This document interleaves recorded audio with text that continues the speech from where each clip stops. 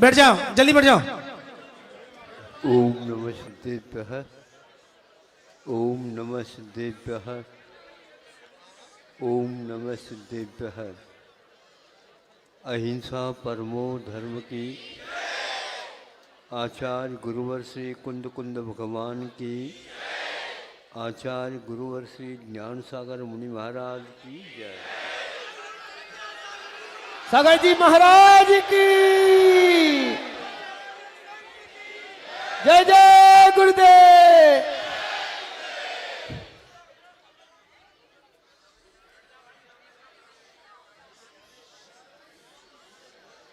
यह तो समय ही बताएगा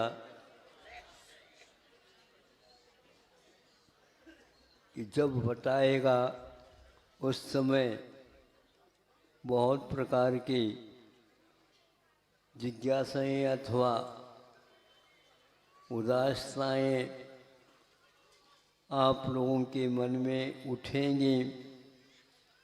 ये सब ऐसा क्यों हुआ, क्यों हो रहा है, आदि आदि। दो मित्र मिले, वार्ता हुई, पूछताछ हो गई,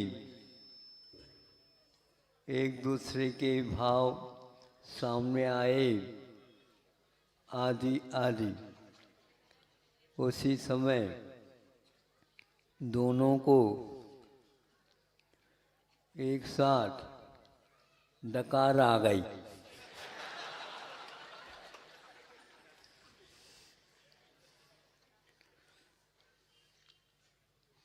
एक मित्र पूछता है, डकार कैसे आई बताओ? तुमको भी तो आई है। तो कहता है कि हाँ हमें भी आई, आप पहले बता दो।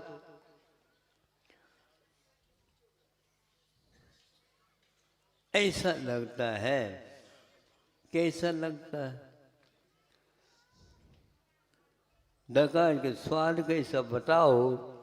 तू कहता है थोड़े से खट्टा खट्टा सा लगता है। खट्टी खट्टी डकार तो अजीर्णता तो नहीं थी, लेकिन फिर भी। तो उन्होंने पूछा तो तुम्हारी कैसे आ गई बताओ? देखो बात ऐसी है, यद्यपि दोनों का खाद्य एक भले ही हो, जैसे गाय के दूध को जम करके मट्ठा बना लिया, महेरी बना दी, खा लिया, और दूसरा थोड़ा चावल डाल दिया और खीर बना दे, खा लिया। अब आप ही बताओ, मुहेरी खाने वाला खीर की डकार ले लेगा? नहीं। अच्छा, पहले सुबह खाया था, अब वह डकार आ रहा। यह प्रतिपल की बात है। आप लोगों को सोचना है, यदि खीर की डकार लेना चाहते हो तो उसमें तो महेरी तो नहीं चलेगी। तो उसी प्रकार यहाँ पर हम अपने प्रति गतिविधियों में ये भाव सोचें तो बिल्कुल स्पष्ट हो जाता है।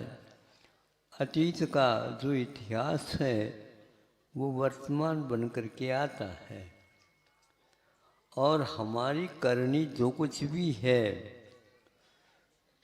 वह इसमें फलित होता है।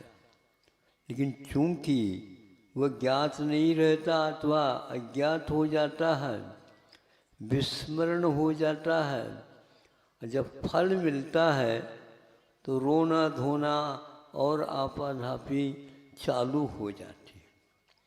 सीधा सीधा इसमें यही एकमात्र तथ्य है, वो यह है कि हम अपने गतिविधियों में वो भाव लाने के प्रयास पुरुषार्थ करें जो हम लोगों के लिए निर्दिष्ट हैं, बताए गए हैं पुराण ग्रंथों में, संतों के माध्यम से हम लोगों को इस प्रकार का उद्बोधन मिला है। हम उसका अनुकरण करने का प्रयास करें। केवल पढ़ करके ही हम उसको हासिल नहीं कर सकते, किंतु हमारे गतियों में भी वह अंश आ जाए। हाँ, ये बात अलग है, जो जितना करेगा वो उतना अवश्य पाएगा। भावों में कभी भी कमी न रखें। एक प्रकार से हम सब जगह यही सोचते हैं कि भावों की ओर कम ध्यान देते हैं और बाकी सब गतिविधियों में हम विशेष रुचि लेते हैं, किंतु भाव प्रधान जैन धर्म है। वह भाव को मुख्यता देता है। आप भी बताते हैं बाजार में क्या भाव चल रहा है, हाँ? तो कोई कहता है, अरे भैया कीमत तो आसमान को छू रही है।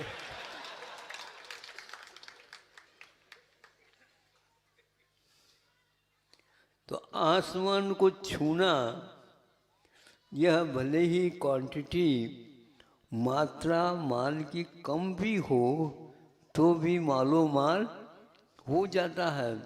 और गोदाम भर करके भी रखे, और यदि मंदी आ जाए बाजार में, तो बाजार में सक्रिय गलियां, इसलिए मंदी कहाँ से आ जाती हो, हाँ, घुस जाती है। तो वो कहते हैं बाजार में जो भाव आता है उसी पर सब कुछ होता है, माल से मतलब नहीं रहता है। तो हमारे भाव अच्छे रहें तो अवश्य जहाँ कहीं भी बाजार में आप जाएगा, आपका माल अवश्य ही भाव देगा। तो फिर क्या, फिर तो बहुत सारी बातें दिमाग में अपने आप ही आने लग जाती हैं कि मोह को बढ़ा करके हम त्याग करने की अपेक्षा से हम उज्जवल भावों को बढ़ाएं। फिर बाद में देखो, अपने आप ही नहीं चाहते हुए भी वो सारे समागम हमें उपलब्ध होंगे। यद्यपि इस समय साक्षात प्रभु का दर्शन नहीं, लेकिन फिर भी प्रभु के द्वारा बताए हुए निर्देशन, उपदेश, संकेत, उद्बोधन हम लोगों को उपल मात्रा में प्राप्त हो जाते हैं। आपके दादाजी कब गए, क्या हुआ, ये कोई पता नहीं, लेकिन पिताजी इत्यादि के माध्यम से आप लोगों को अवगत हो जाता है कि हमें ऐसा करना चाहिए। परंपरा के अनुसार तो यही एक बात शुद्ध हो जाती है। इसलिए हम अतीत में केवल महेरी के स्वाद लिया है, तो यहाँ पर तो वही मिलेगा, नहीं समझे। लेकिन ये अवश्य है कि वही भले ही महेरी मिल जाए तो कोई बाधा नहीं, लेकिन कहीं दूध फट न जाए, इसको ध्यान रखियो। हाँ, नहीं समझे, दूध फट गया तो फिर गया, पूरा का पूरा गया, कोई भी उसको खाना नहीं चाहेगा। खा भी ले वो पचेगा नहीं, जो कुछ भी खाया है उसको भी वह और बिगाड़ देगा। हमारे परिणाम भले थोड़े से घटिया हो, लेकिन बढ़िया नहीं भी हो तो चल जाएगा। लेकिन ऐसे मोह, ऐसे भाव न हो जिसके द्वारा हमारा यहाँ पर भी और जहाँ जाना वहाँ पर भी सब फट जाए, बिगड़ जाए। ऐसे मात्सर्य, ऐसे ईर्ष्या भाव, ऐसे मद आदि अहंकार आदि हमारे जीवन को फाड़ने के कारण हैं। इसलिए भावों को संभाल लीजिए, बाजार में अपने आप ही उसका महत्व बढ़ेगा। बड़े इन्हीं बातों से लेकर के अपने को करना चाहिए। अहिंसा परमो धर्म की। आचार्य गुरुवर्षी विद्या